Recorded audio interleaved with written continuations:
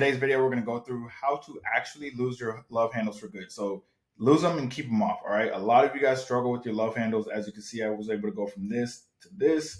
So I'm going to go through exactly how you can lose your love handles, keep them off.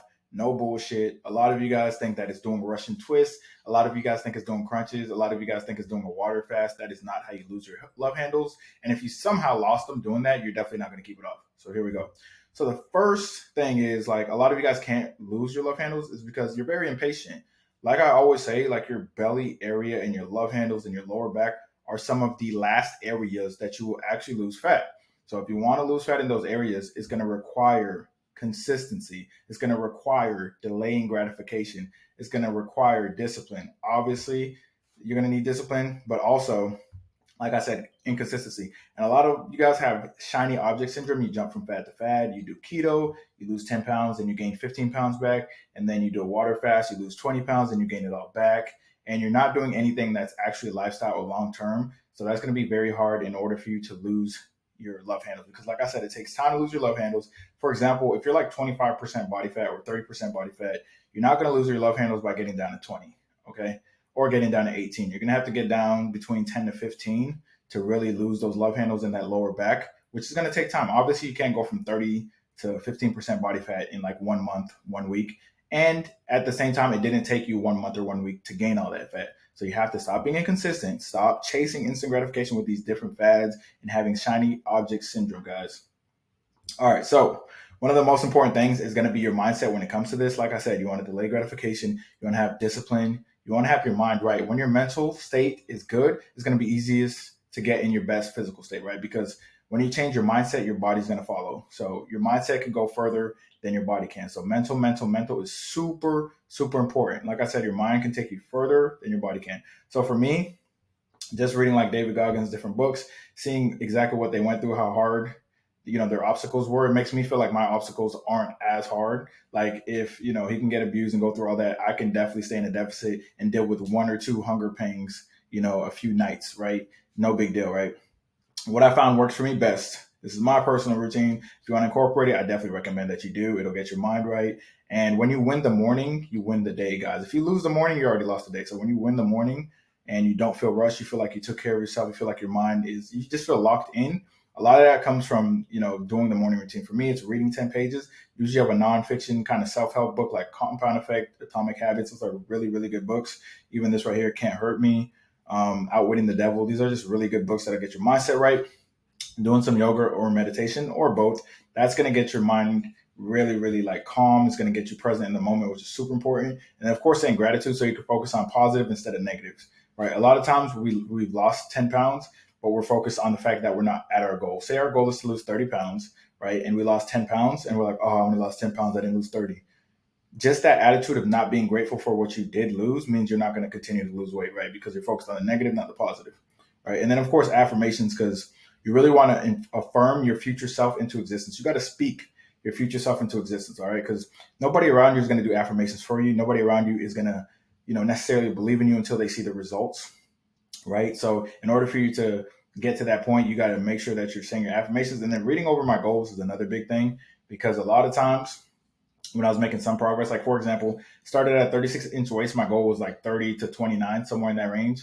So when I got to like 33, I still wasn't at my goal. I was a little bit frustrated. And then I realized, I'm like, wow, I'm closer to my goal than I was, a couple of months ago. So I need to focus on the fact that I'm making progress instead of the fact that I'm not at my goal yet, because obviously it takes time. All right. Next, shiny object syndrome. Like I mentioned earlier, this is a big one. All right. So this camera's kind of tripping right now. So there we go. That might be easier to focus on. Apparently not. But anyways, shiny object syndrome, like I said, continual state of distraction brought on by an ongoing belief that there's something new worth pursuing. It's kind of the grass is greener on the other side mentality. And a lot of you guys think that, you can lose weight faster doing this, so it must be better. A lot of times, if you lose weight faster, it's less sustainable, right? So, for example, if you do keto and you lose 30 pounds in 3 months, I mean, that's good, but you're probably losing a lot of glycogen and a lot of muscle mass as well. And you're probably going to gain it all back. So say you do keto for 3 months and then you gain all the weight back, right? You lose 30 pounds and you gain it all back the next 2 months. 5 months down the line, you're literally at the same spot you started in, and you have a bad relationship with food. Versus somebody who loses 6 pounds per month for those same 5 months, they'll be down 25 pounds, right? And they'll have a better relationship with food. So make sure that you're not jumping from thing to thing and that you focus on one thing. Because whatever you put all your energy in, where your energy goes, your energy flows. So if you put all your energy into, nutrition that works for you and a workout plan that works for you, then you'll notice that you get the best results doing that, right? Consistency is going to be super important as well. So, like I said, if you focus on everything, you won't make progress in anything. If you focus all your energy on losing fat and progressively overloading, so strength training and calorie deficit, then you'll definitely make progress. All right. Next, a lot of you guys are way too focused on cardio. You guys ignore everything I say about making sure you do some strength training, and you guys just focus way too heavily on cardio. And here's the thing, guys. When it comes to strength training, that's going to make sure that you actually build muscle. That's going to make sure that, at rest, you're burning more fat as well. Because when you have more muscle, you'll burn more fat at rest, of course. And obviously, the tone look that you're looking for is going to come from strength training. But also, losing body fat everywhere will be easier when you're strength training. All right, it'll promote long-term fat loss. When you're gaining muscle, because the more muscle you have, the more fat you burn, guys. So that's going to help with obviously losing fat everywhere, which includes your love handles. All right. So a lot of compound movements as well, they incorporate your core. All right. So your core will get stronger. And while you're in a calorie deficit at the same time, you'll notice that you're losing fat in that area. Obviously, it doesn't happen overnight, but it'll really, really, really help. So make sure you focus on the deadlifts, the squats, the goblet squats, the incline bench press, lunges, things like that. All right, so nutrition. This is definitely one of the most important ones. Like I said earlier, keto is not good for everybody unless you're doing this long term. Don't start it. Okay, you want to be in a high protein calorie deficit, guys. And one of the ways to find your calorie deficit, of course, you can go to the calorie calculator, and that'll be very, very effective. It'll be pretty accurate for getting you a good calorie range. One thing you want to definitely start doing is to stop trying to starve yourself and then going right back to your old habits. A lot of you guys try to do keto for a couple of weeks, like I said, and then you're like, man, fuck this shit. And you go right back to your old habits, and then you wonder why you're not making progress because you're approaching nutrition with a short-term mindset, guys, instead of a long-term mindset. If it's going to be a lifestyle, right? If your goal is to lose 20 pounds, 1 year from now, your goal is to be down 20 pounds, right? So if you do keto 3 times, you lose 20 pounds each time, but you gain it back every single time. That is not successful, guys. That is failure. All right. So if you want it to be sustainable, just do something more sustainable. Still incorporate bread like I do. Still incorporate, fruits and vegetables like I do. You know what I mean? And you'll be totally fine. Slowly cut back on the things that are keeping you kind of hefty, which I would say mostly pastries, candy, and usually like alcohol, right? But still incorporate bread and carbs, of course. Just make sure you're in a deficit overall and that your protein intake is high. All right. So, like I said, the main factors to lose and keep off, this says keep off, but keep off your love handles is going to be consistent calorie deficit. All right. That's one of the main things. Like, obviously in the beginning, if you're in a calorie deficit, you're going to lose weight. But if you're not consistent, which most people are not consistent. That is why they're not losing the left handles. They might lose, because most of us lose like some arm fat first, a little bit of chest fat, you know what I mean? Some quad fat, you know what I mean? Some face fat. And it takes time for our love handles and our lower back to go away. But as you can see, it will happen with consistency. All right. Love handles and lower back, like I said, are one of the last areas to leave. So a lot of times it's kind of like that story of the dude who was 3 feet away from gold. He was digging for gold for a while, and then he gave up, and then he sold all his gear to somebody else, and that person who bought it dug 3 feet where that other person started, and they ended up finding the gold. So that's kind of how it is when you guys are doing your calorie deficit. You guys are like, you guys are 3 weeks away from actually losing your love handles, but you're like, damn, this isn't working, when in reality it is. And you guys just give up, right? Consistency is one of the main factors. Who cares if you lose the weight but gain it all back, or lose the love handles and gain it all back? The most important thing is losing it and keeping it off, guys. So one more thing you want to do is add in steps, of course. Now, if you begin at like 3,000 steps when you start your cut, you don't want it to go below that. All right. So whatever you start your cut at, whatever your normal, amount of steps is, you want to make that your standard. So for example, if you're doing 5,000 steps a day, right, and you start your cut and you start feeling a little bit tired, so you cut it back to like 2,000 steps a day, that is a bad thing, guys. You don't want to decrease your activity level ever. If anything, you want to at least maintain.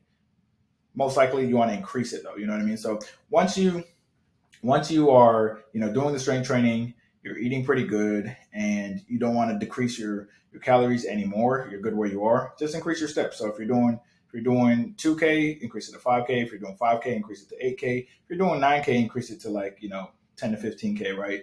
So yeah, I started incorporating like 10K steps once a week at first, and then I went to 3 times per week at the peak, and now I usually do like 2 to 3 times. Honestly, that's like my normal. Um, if I'm eating super lean that week, then I'll probably just do like 1 or 2 days. All right. Now my regular cardio is always 10 minutes cardio before my workout. I usually put the treadmill on 5.0 incline, and then I do what 2.8, 2.9, just something super simple like that. Now my workouts are pretty intense. I take short breaks and I go really high intensity. Um, but yeah, I keep it pretty simple with the cardio just because I understand nutrition and I know that nutrition is one of the biggest factors. So I can do 10, 20K steps per day every single day, but if I eat like shit, it's not going to matter, right? All right. One of the most important things as well is not losing momentum. A lot of us, we like to put our foot on the gas, we're getting progress, we're feeling good, people are complimenting us, and we take our foot off the gas, right? So let's say that you're trying to go, the speed limit is 80, right? So you start at zero, obviously, and then you slowly get up to 80, right? And once you get to 80, obviously that's the speed limit, so you want to maintain that at least. But instead of maintaining that, we completely take our foot off the gas, and then we're at 70, then we're at 60, and we're at 50, and then we wonder why we're gaining weight and we're not feeling as good. We're feeling sluggish. Our clothes aren't fitting loose anymore. Now they're fitting tight. It's because you took your foot off the gas, guys. Like a lot of us, we get to where we want to get to by doing certain things. And then once we get to that place, we get comfortable and we stop doing those things that got us there, which is insane. All right. One more thing is, of course, weekends. All right. So a lot of us think that, weekends, it's literally a made up concept. I think of weekends and holiday very similarly. Like on weekends and holidays, we just like to literally not even take our foot off the gas, just like abandon the car altogether. Like we basically just like throw away the car. Like we literally just eat whatever, and we think calories don't count, and we binge eat and we drink liquor and we eat pastries and we forget about our nutrition and we just become a whole different person. And then Monday comes around and we wonder why we gained some weight, gained water weight, feel sluggish, feel bloated. It's because of your weekend habits. The weekend literally counts as days too. I count everything as a day. I don't call it a weekend. I don't call holidays because just because it's Christmas or Thanksgiving doesn't mean. I mean, it's up to you guys, of course. I just personally don't like feeling bloated and sluggish and heavy, right, all the time. So just because it's Thanksgiving week doesn't mean you have to binge for an entire week for no reason at all. Like, just imagine if they made a holiday April 1st to April 7th, and that was Thanksgiving. That would mean now everybody's going to binge from April 1st to April 7th. So instead of being like just having the sheep mindset and doing what everyone does, just literally stay consistent. Yes, you can have like one cheat meal if you want to, but I mean, what's going to get you the results is being consistent. So one cheat meal is fine, but eating good 90% of the time is what you're going to want to do. So if you have one cheat meal, get right back on track, right? Instead of just like, randomly binging every single weekend, because that's like a third of the year, right? If you just binge eat every single weekend and you drink every single weekend, that's like literally a third of a year. You're not going to get results eating good 65 to 70% of the time. I'm just going to be real with you, all right?